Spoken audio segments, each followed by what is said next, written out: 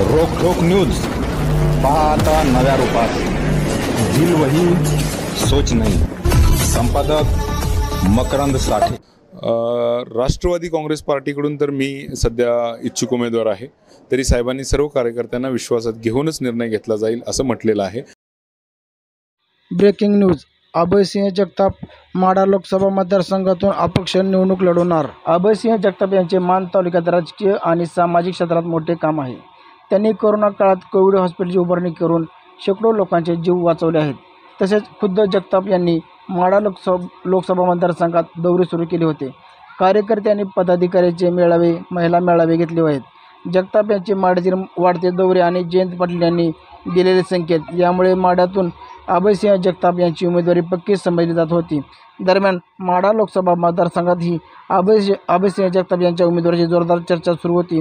Rashtrawadi Congress party Sharad Pawar या पक्षाने आम्हाला संधी दिली तर माढ्यातून लोकसभेची निवडणूक लढवण्याची मी तयार आहे, असे अभयसिंह जगताप यांनी पत्रकार परिषदेत सांगितले होते। परंतु अचानक धैर्यशील मोहिते पाटील यांच्या उमेदवार जवळपास निश्चित झाले असल्याने अभयसिंह जगताप यांनी संध्याकाळी वरकुटे मुलवडी येथे तातडीची बैठक आयोजित केली आहे। या बैठकीत बंडाची भूमिका घेत अपक्ष निवडणूक लढवणार असल्याचे सूत्रांकडून माहिती मिळाली आहे। पक्षाचा विचाराधीन माझ्या उमेदवारी संदर्भात आहेत।